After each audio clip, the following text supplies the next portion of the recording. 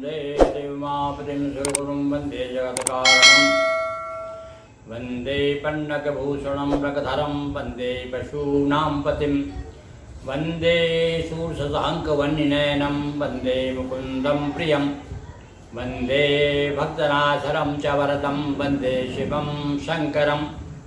भगवान शिव के चरणानुरागी सज्जनों, हम अनेक दिनों से आपको भगवान शिव की कथा महाशिव पुराण से लेकर दोहा चौपाइयों में प्रस्तुत कर रहे हैं। और अभी पिछले दिनों आपने बड़े आनंद के साथ भगवान शिव का विवाह देखा, भगवान शिव का विवाह सुना, देखा और आनंद लिया। और साथ साथ में उसके बाद में नाना प्रकार की लीलाएं भगवान शिव कर रहे हैं। और अभी तो राक्षसों का विनाश हो रहा है, एक के बाद एक राक्षसों को मारने के लिए भगवान शिव जो है उद्यत हो रहे हैं। जालंधर की कथा सुनी, शंखपूर्ण की कथा, इसके बाद में आपने अभी बताया किस प्रकार से शुक्राचार्य ने राक्षसों का साथ दिया। और जो उनको पास में जो सजीवन विद्या जो प्राप्त है, सजीवन व्रत संजीवनी विद्या, वही भी भगवान शिव के द्वारा ही प्राप्त हुई। वह कथा भी हमने आपको बताई। और अब हम एक नया प्रसंग आपके सामने ला रहे हैं। ये भी बड़ा प्रसिद्ध कथानक है। ये है बाणासुर की कथा। और आप सब जानते हैं, जो अपन सब रामायण प्रेमी है, देखिए रामायण में याद किया है बाणासुर को, हैं क्या लिखते हैं तुलसीदास जी महाराज की, रावण बाण छुआ नहीं चापा। उस समय भी बाणासुर था, इतना बलवान था कि रावण के साथ में उसकी चर्चा की गई है, इतना बलवान था। और हमारे यहाँ तो भैया बुंदेलखंड में, बल्कि यहाँ होशंगाबाद क्षेत्र में तो ये विशेष रूप से मान्यता है कि ये जो सोहागपुर है, हमारे सोहागपुर तहसील होशंगाबाद जिले की, इसको पहले ये सोनितपुर था, ये बाणासुर की राजधानी थी। तो आज उसी बाणासुर की कथा हम आपको और सुना रहे हैं। बलिका और रसपुत्र एक बाणासुर था नाम, तीन लोक विजयी हुआ सोनितपुर था धाम। उसने सोनितपुर नाम की राजधानी बसाई। और यह जो है बलि का जो है औरस पुत्र माना जाता है, वही बलि जिसके दरबार में भगवान जो है वामन बन के गए थे, भिक्षुक बन के गए थे, उसी बलि का पुत्र माना जाता है। तो ये भी भैया कितनी इसकी तो भैया सहस भुजाएं थी। तो सहस भुजा बलबाप, सहस भुजा वाला बलशाली, और नाचा बजा बजा कर ताली। अब एक दिवस का प्रसंग बता रहे हैं यहाँ पर वेद जी महाराज। सूत जी कहते हैं भैया एक बार क्या हुआ, ये बाणासुर तो भगवान शिव का बड़ा भक्त था। तो एक बार भगवान शिव के सामने पहुंच गया और खूब नाच रहा, खूब ताली बजा रहा, तांडव नृत्य, यदि भगवान तांडव करते ना ऐसे ही तांडव करने लगा। और जब तांडव कुछ जैसा भगवान शिव जैसा करते हैं वैसा ही अनुकृति की, भगवान शिव प्रसन्न हो गए। और सहस भुजा बाला बलशाली, नाचा बजा बजा कर ताली, तांडव नृत्य किया शिव आगे, मुदित शंभु वर देने लागे।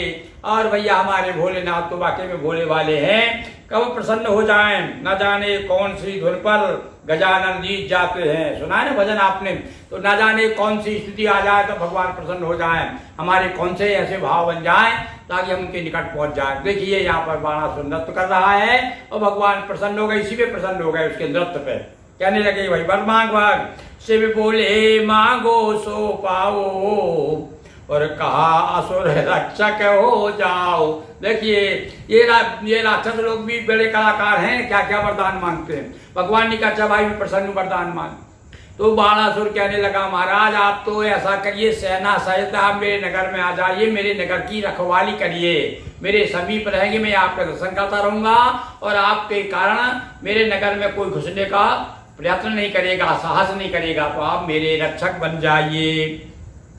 हो प्रसन्न उसका मन रखने, और बाण समीप लगे हर रहने। और भैया भगवान तो भक्तों के बस में है। देखिए आपको हमने कथा बताई थी आपको, भगवान विष्णु आकर के और वो किस प्रकार से शंख चूड़ के यहीं जाके रहने लगे थे।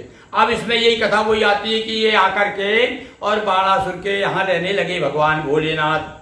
और अब क्या हुआ, ये तो बड़ा बलवान था, और कई बार क्या होता भैया, जिसके पास में बल होता, घमंड होता है, आपने देखा होगा ना, कई सांड लोग खुरी करते हुए हैं और सींगों से जो है उछालते रहते हैं, धूल उछालते रहते हैं और दहाड़ते रहते हैं। तो ऐसे ही इस प्रकार इसको घमंड हो गया, और इसकी एक तरह से हम ये कहें कि इसकी बाहें फुलाने लगी, भुजाएं, कहने लगा भगवान से कि एक दिवस बाणासुर बोला और निज घमंड का घट जो खोला, 1000 भुजाएं पाई और लेकिन एक कछु काम न आई। महाराज मेरी ये 1000 भुजाएं दिए आपने, किंतु ये कोई काम ही नहीं आ रही। मैं राम जी लड़ने जाता हूँ, भाग जाता है। कोई मेरे सामने खड़ा होता ही नहीं है, कोई ऐसा मेरे समान बलवान नहीं है। मेरी भुजाओं में खुजान चल रही है, खुजान मिटाइए। बड़े बड़े योद्धा अभिमानी और रहे मांगते मुझसे पानी। महाराज जो भी आता है हाथ जोड़ के खड़ा हो जाता है सामने, और देवता लोग तो बेचारे देवलोक भाग छोड़ के भाग जाते हैं। तो किससे लड़ूं, कहाँ जाऊं, अब मेरा तो मन लड़ने का हो रहा। महाराज बता दो किससे लड़ूं, और मुझसा वीर मिलेगा प्रभु कब। अब बता दीजिए कब तक मुझे मेरा समान बल वाला मिले, ताकि मैं जरा उससे दो हाथ करूं। शिव ने कहा अरे अभिमानी, बात कर रहा जो अज्ञानी।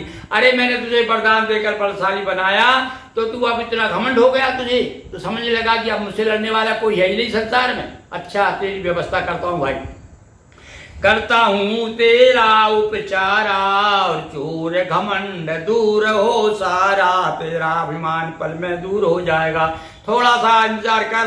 अरे जो देख तेरे भवन में जो शस्त्रागार है ना, जहाँ बहुत सारे हथियार रखे रहते हैं, आयुधागार, इसमें जो ध्वजा लगी हुई है, जिस दिन ये ध्वजा गिर जाएगी और उस दिन समझ लेना तुझसे लड़ने वाला वीर जो है पैदा हो गया। ऐसा भगवान ने जब बताया, तो अब तो तब होगा तेरा मन चाहा, लेना तब भुज सागर था। तब तेरे भुजाओं में कितना बल है, तब थाय मिलेगी तुझे। और समय जब तेरे भवन की ये ध्वजा गिर जाएगी। अब तो ये बड़ा प्रसन्न हो गया कि हमारा ठीक है, मैं इंतजार करूंगा कि कब गिरती है वो। तो कर प्रणाम श्री शंभु को, भवन गया वसुरेश। कर प्रणाम श्री शंभु को, भवन गया वसुरेश। ध्वजा पतन की प्रतीक्षा करने लगा विशेष। उमापति महादेव की जय, हर हर महादेव शंभो।